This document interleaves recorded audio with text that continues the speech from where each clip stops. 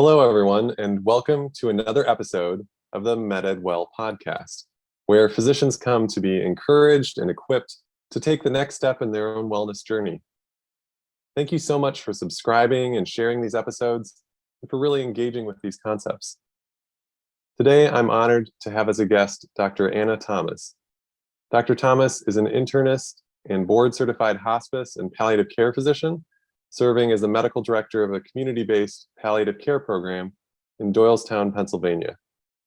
She is a John Maxwell Leadership Team certified coach, speaker, and trainer with a passion for medical education, personal and leadership development. She founded attendinghood.com, a platform for early career physicians to connect, learn, and grow their leadership potential through blogs, YouTube videos, courses, as well as small group and individual coaching. Dr. Thomas, welcome to the show. Thank you so much. Thanks for having me here. So tell me a little bit about yourself. So let the audience get to know you and kind of your journey to medicine, where you are today. Sure, that's a great starting point. So I went to medical school in Canada, actually. I went to medical school at the University of School of Medicine in London, Ontario. And I went in with the intent to pursue primary care. I wanted to be the type of physician who got to know my patients over time, took care of patients as well as families, provide you really well-rounded, comprehensive medical care.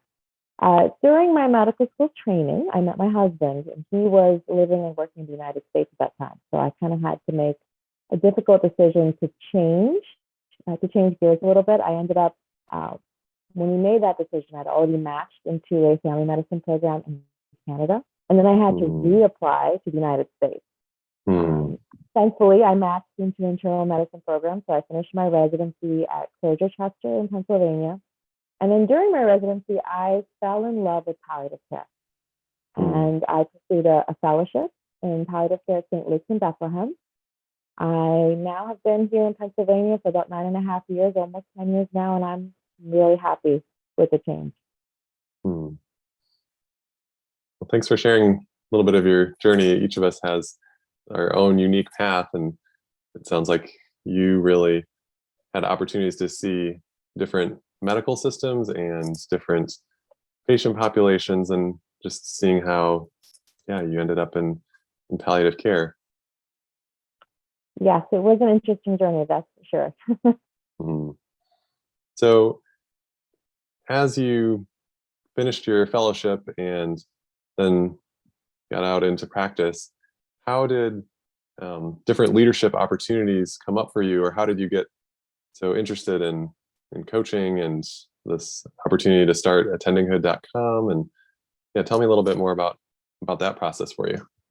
Sure. So for me, I think like all of us in undergrad medical school, I had exposure to various leadership opportunities.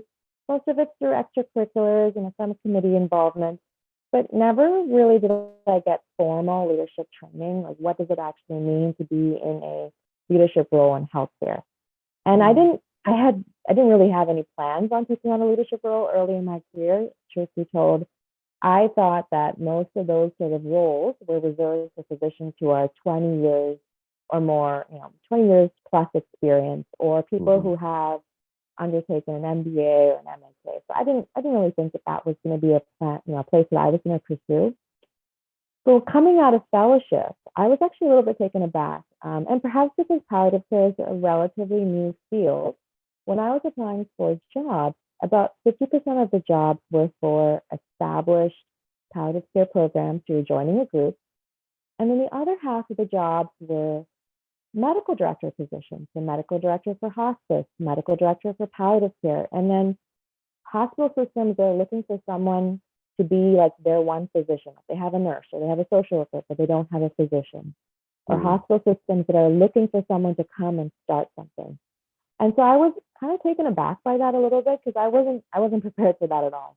And to be honest with you, my first job out of fellowship was not to be the leader. I wasn't prepared for that. I think most of us in our first job out of residency, out of training, we want to kind of get our feet wet. We want to feel comfortable, especially in the role of an attending, right? Because that gap from training to attending, it's a good learning gap there. So my first job, I was part of an established practice, and it was really helpful for me. But my second job, my current job, involved not only being the hospice medical director, but also developing the Doylestown Palliative Care community-based program, and that was completely new for the system. So Mm, now I had to learn suddenly how do you create a project proposal? How do you obtain sponsorship? How do you figure out a budget for this? mm, Program development, goals, metrics, um, policy and procedure, picking out office furniture, like all this kind of stuff was suddenly being asked to me, and I really didn't have. Well, maybe the office furniture picking part that was fun, but a lot of this, like I didn't have a lot of training for. And mhm, then also the leadership skills, right? So we're all very comfortable presenting patients to our attendings or doing, grand round style presentations. So when it comes to marketing your program, selling the program to other department chairs, board of directors, the public, doing various marketing type calls, that's again not something that I was experienced with. mm, So as I was preparing for this role and for the launch of the program, I really had to learn a lot of those sorts of skills. And even now, as sort of we launched the program about a year and a half ago, it's going really well. But our team is a very small interdisciplinary team. And mm, when your team is small, you have to be even more careful about things like communication, because even small personality clashes can lead to big conflict, right? So, communication, managing conflict, empowerment, accountability, all of these are skill sets that as a leader I need to learn. And like many early career physicians, I'm busy. I'm a young mom. I've got two little kids. Who has mhm, time to get an MBA? So I ended up going to like the internet, blogs, videos, journal articles, short books, short courses. Most of those were geared toward like general leadership, some healthcare. Really, nothing was palliative care specific, obviously, but still, whatever I learned was very valuable and helpful. And also during that time, I came to learn more about John Maxwell. I'd read some of his work before. So John Maxwell, he's an author on leadership. He has written more than like 100 books, I want to say. Other authors in his group are like Stephen Covey, for example, the author of the Seven Essential Habits. So Maxwell's philosophy on leadership really resonates with me. And he talks about how leadership is about influence, and it's about relationships, mm, and how the job of the leader is to have that relationship with their team, to inspire them, to be the one to really help them along. And that really resonated well with me. So I did their certification program and completed that earlier this year. So I'm a certified coach and speaker and trainer through them. And I found a lot of his training also to be very valuable to me in my workplace.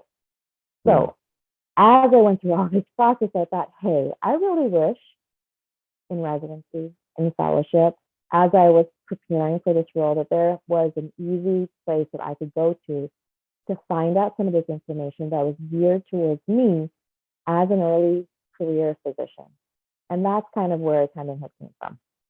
mm, I believe that all physicians are leaders. We have the capacity, the capability to take on strong leadership roles in our healthcare systems. We don't have to wait till we are, like 30 years into practice to start doing those. We should start getting involved now.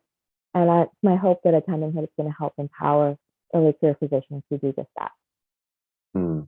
That's so great because I think I remember in medical school we had kind of interprofessional communication or just these exercises where we'd be in a small group and talking about it, and they were like, "All right, who's the leader?" And it might have been not the person who was speaking up because it was like, "All right, the influence," but then we just kind of left it there rather than Mm-hmm. saying, "All right, these are some of the skills you learned." All these different, really complicated things throughout medical school, throughout residency and fellowship. And yet I think it's easy to let the imposter syndrome say, "Oh, I'm not that CEO of my clinic system that's 20, 30 years into practice. And so then therefore I can't do it," as opposed to saying, well, there are skills. And so Mm-hmm. resources like Attending Hood can then empower people to say, no, you can do it.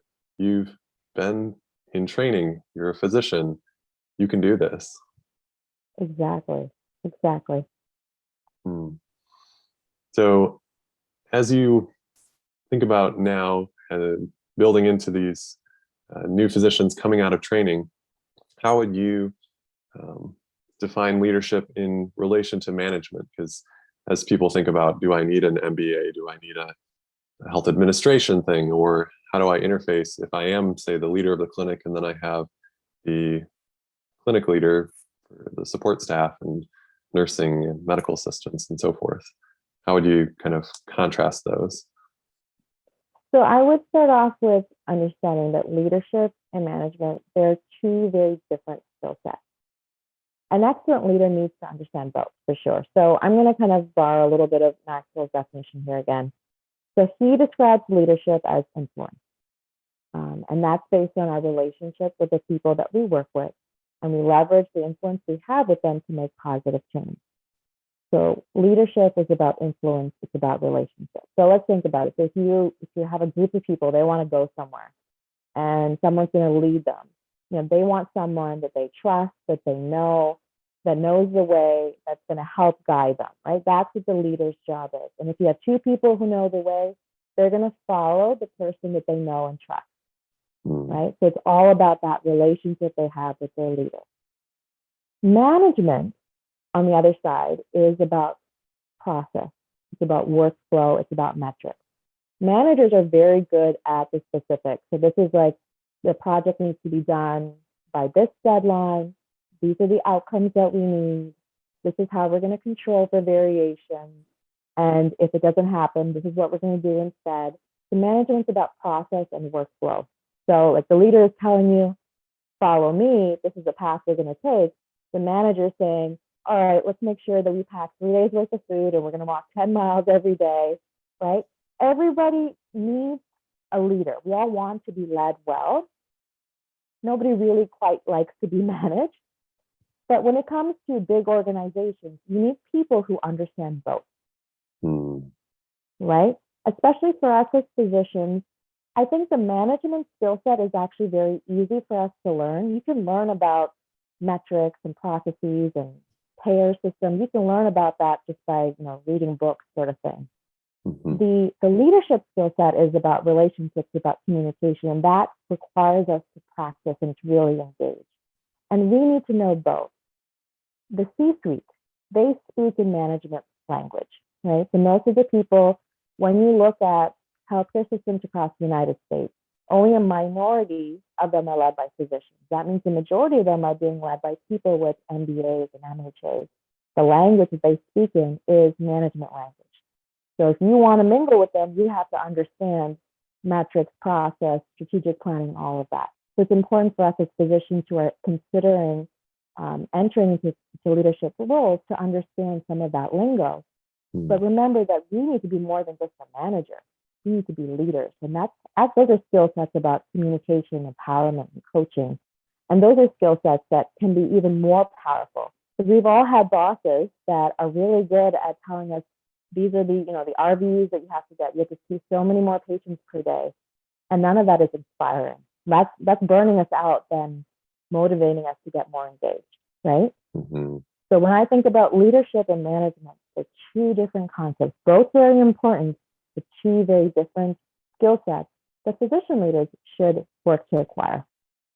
That's really helpful to draw those contrasts. And really, they are two skill sets, but both valuable. And how we blend those together, it's like if you're just a leader, but you don't take some of those management things, and like, how are we going to actually get some of these things done, but on that destination or on that journey as you're leading them through that. What do you think the kind of the space currently, the current iteration as you continue to grow attendinghood, where do you see that really speaking into either growing young physicians as leaders or as managers, or is it kind of a hybrid at this point?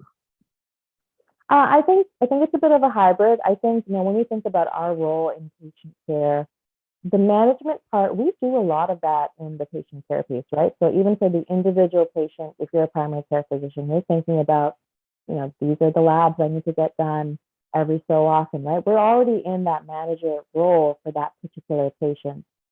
And even in clinic settings, when you have physicians take on leadership roles, they're often very easily drifting into the management type of role.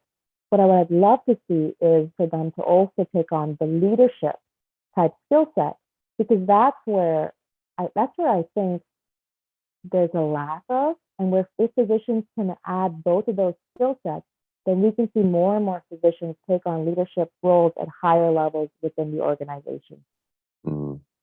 And figuring out how you connect to maybe the organizational goals while still aligning with the vision and the values that each of the individual physicians may be prioritizing more highly, to say it's like, this is what I want to do to take really good care of our patients, and this is how we can both meet these metrics but also continue to really push this forward, because it's like, hey, we really care about this particular patient population or whatever it may be. I could see that being especially valuable. Right, and finding ways to connect the two, bringing those two visions together. Absolutely. Hmm. So what would you say, if people are like, okay, I'm getting some of these leadership skills, what would kind of help them, say, take it to the next level? They've had this position, they've had opportunities to really practice. How could they go deeper in terms of growing their leadership skills?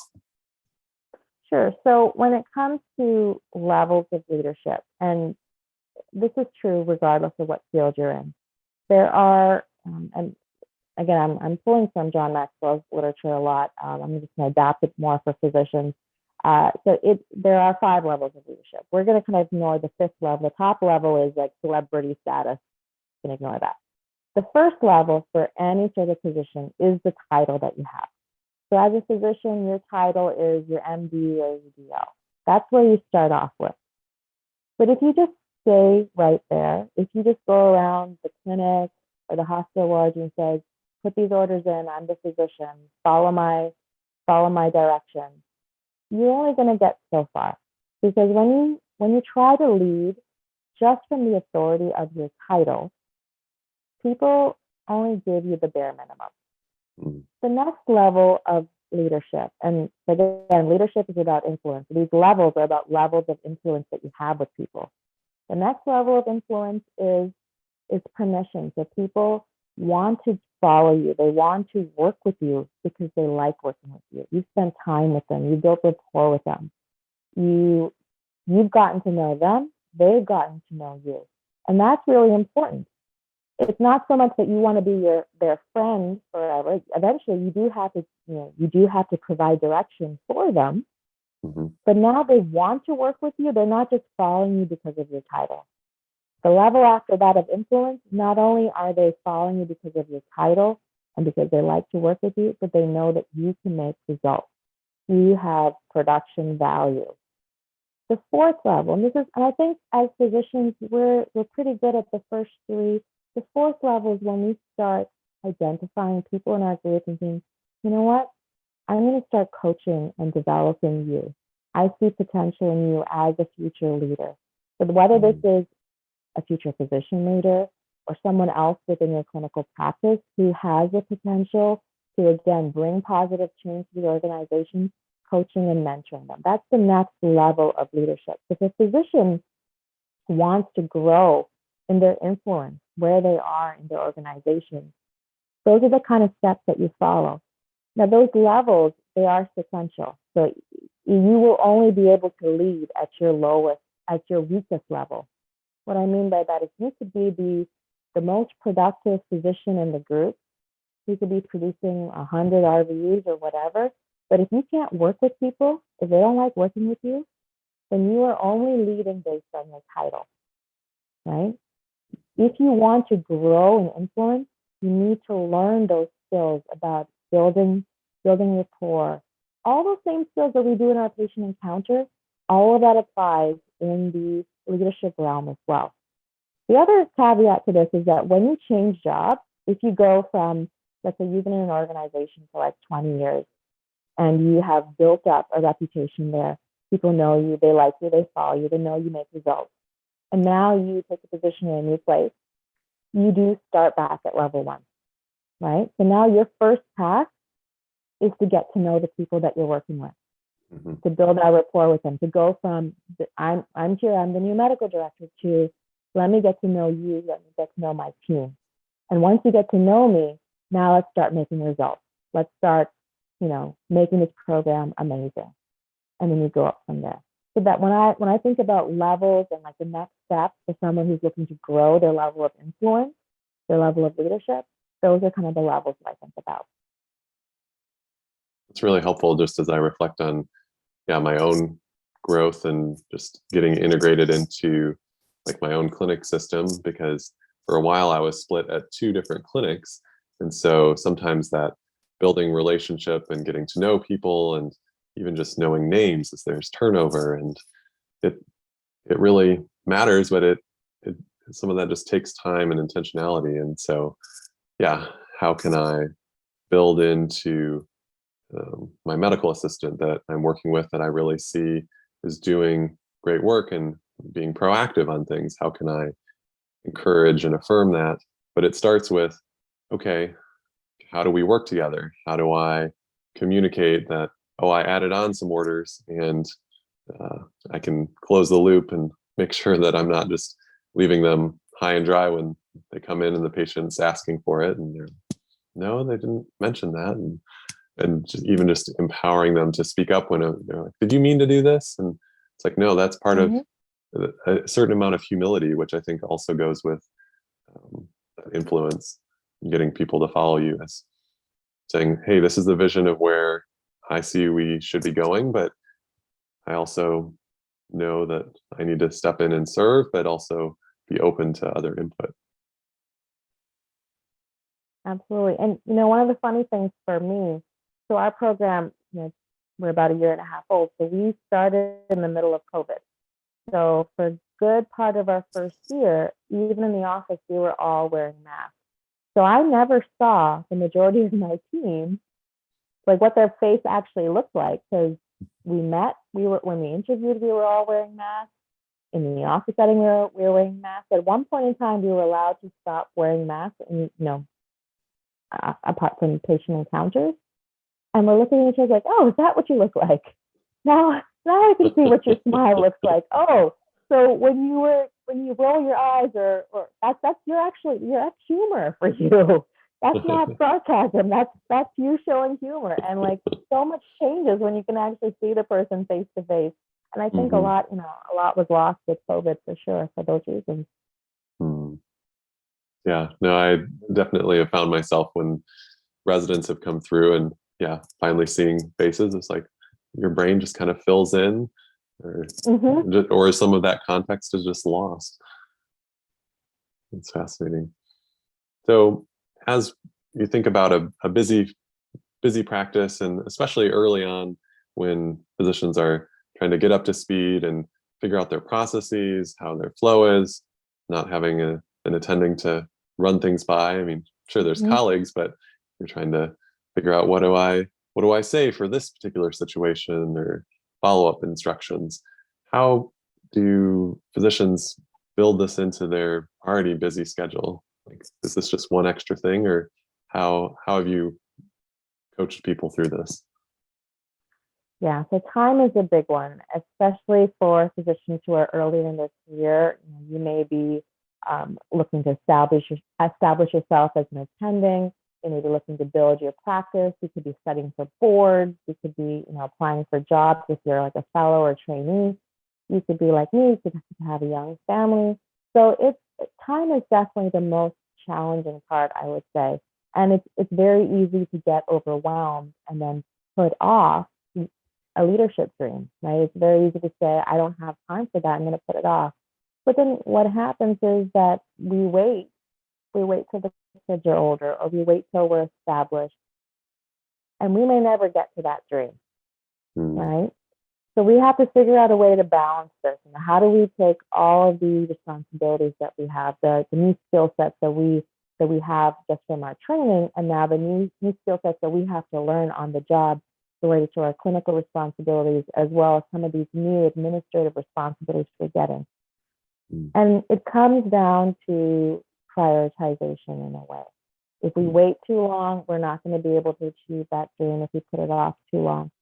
But if we can find time over the course of the day to start working at it slowly, that can really help us. And for some people, it may be perfectly fine to put off that dream till later, because it's what is important for you today is always going to be the most important thing, because today is the only day that we have, right? We can overestimate yesterday, overestimate tomorrow, but today is the only day that we have control in. So we need to think of, what are the activities that I'm doing today that's really going to provide value to me, that's going to fit with my goals. And the things that I want to say yes to should do that. They should provide value to me. The things that don't, I should feel comfortable saying no to.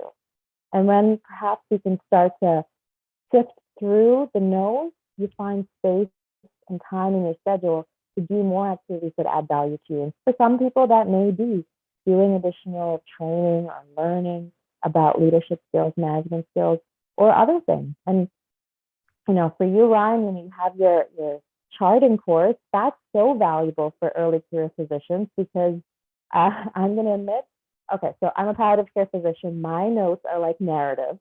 All right, so I write long notes. They take a lot of time. And if I spend all my time charting, I don't have time to build relationships with the people in my office, to do that sort of important work, which I need to do if I want to become a leader there, if I want to increase my influence with them, if I want to have a relationship with them so that later, when I need them to do something for me, they're going to feel that I've added value to them already. If I'm spending all my time charting, I'm not able to do that, right? And so in the same way, whether it is charting or other things that you do in your life, finding the activities that add value to you, continuing those, and putting aside the things that don't add value, delegating them to other people, that's an important skill set for every physician, for every parent, and especially for every leader. Because trust me, as a leader, you're going to get all sorts of demands on your schedule, and you have to learn how to prioritize. So that's an important skill set regardless. Yeah. No, I really appreciate you bringing some of those things up, because intentionality, and priorities and delegation, honestly, I think those are some of the core things that, in order to be able to say what is most important to me and what is important to me today, how does that fuel? It's like, if you really want to be able to invest in your team, then yeah, that's going to really shape why you invest in your charting, so that you're able to build those relationships. And it just takes a little bit of stepping back to really examine those thoughts, because so many times at least I felt that I had to do these different things, and I had to go faster, or I had to respond to this particular message that quickly. And really, some of them I may intentionally choose now to call a patient, but sometimes I can say, okay, this one can wait till tomorrow or later in the week because it's not as urgent, or my staff can do that when they get to it. It's just, I think, taking that step back really allows you to then be able to move forward, and in kind of that paradoxical way. And guess what? When you're doing that, you're making leadership decisions. Those are the exact same decisions that high levels of leadership, they're having to make. These are the priorities for our organization. These are things that it's nice to have, but we can't get it done right now. These are not our priorities. We're going to have to put them aside. The exact same sort of thought process that you're going to go through. So there you go, right? Even in your day-to-day practice, you're using those skills. Which I think is all the more reason why opportunities like attendinghood.com are so important, because it gives you a framework to be able to say, these are leadership skills. Some of them you will develop along the way as you interact with your colleagues, as you observe what they're doing and try and say, hey, I want to be more like the senior colleague that really has influence in our clinic or in my division. And then to be able to say, you don't necessarily have to put off those dreams. It could be that you with a little bit of framework, can move forward on them in a way that makes sense for you. It's like it may be different because you want to prioritize being there for your family or developing some other outside interests. But by putting that in the framework, you can still do it and be a leader. Okay. Hmm. So, what would you say to a physician who says that I'm not a leader, or I don't want to be a leader? Maybe that's someone, a colleague in your office that may have just joined the group and they just want to do their work and go home. What would you tell them? So for the physician who says, I don't want to be a leader, you're in tough luck because your physician degree it does afford you a little bit of a leadership title within your workplace. So people will be looking to you to show a certain level of leadership. For the physician who says, I'm not sure if I can be a leader, now that's a limiting belief. The belief that, again, like that I don't have the experience, or I don't have the know-how, I don't have the ability to be a leader. And that limiting belief, the limiting beliefs are any of those sort of beliefs that hold you back, that prevent you from taking action. And that limiting belief, I'm going to say, is nonsense, right? So we as physicians, we are a talented group of individuals, highly educated. If we can learn how to do all sorts of procedures, I'm going to tell you, we can learn management skills. We can learn leadership skills. Those are things that we can do. So the limiting belief of I don't think I can be a leader should never hold us back. It should never hold us back because we are already leaders.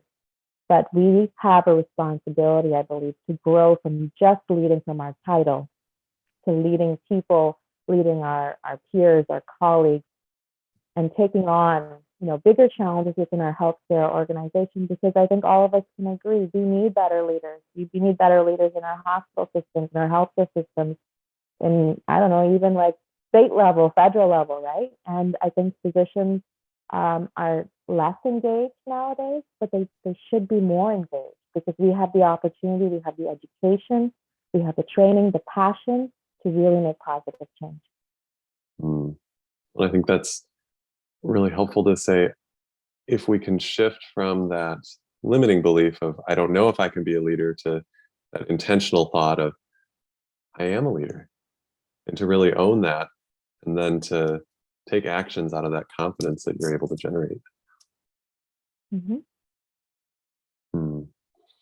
So if you had one final piece of advice for someone that was early in their career and that you wish you had known when you were first coming out of training, what would you leave the audience with? Probably don't be afraid. Don't be overwhelmed at the process. I know. So again, like when I was applying out of fellowship, those type of opportunities were available to me. Those type of opportunities I interviewed for, I got offers for, and I shied away from the leadership opportunities. I shied away from the ones where I would be medical director straight out of fellowship because I was afraid. I was afraid that I wasn't talented enough or I didn't have the know-how.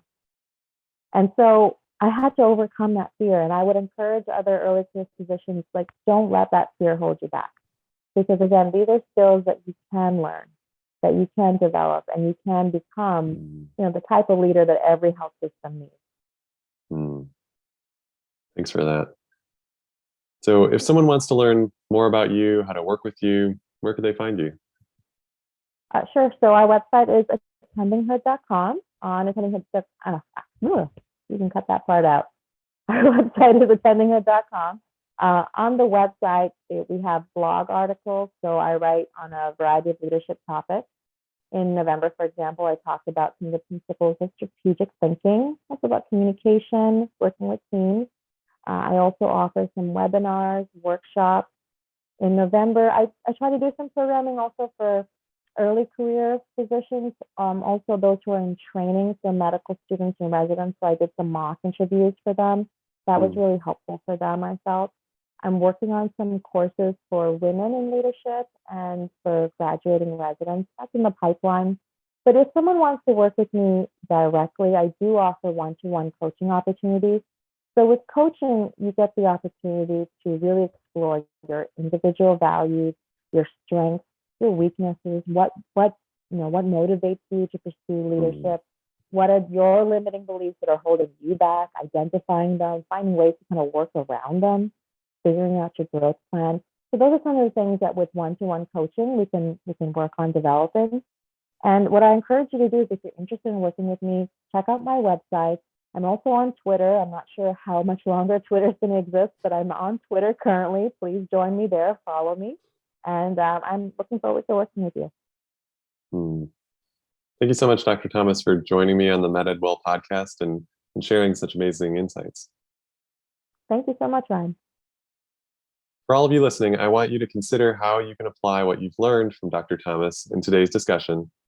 And then please share this podcast episode with another doctor in your life. And make sure you subscribe to the podcast. And if you haven't done so already, please leave us a review. You can help change the culture of medicine and promote wellness for your patients, your colleagues, and yourself. Thank you so much for all that you do, and have a great day.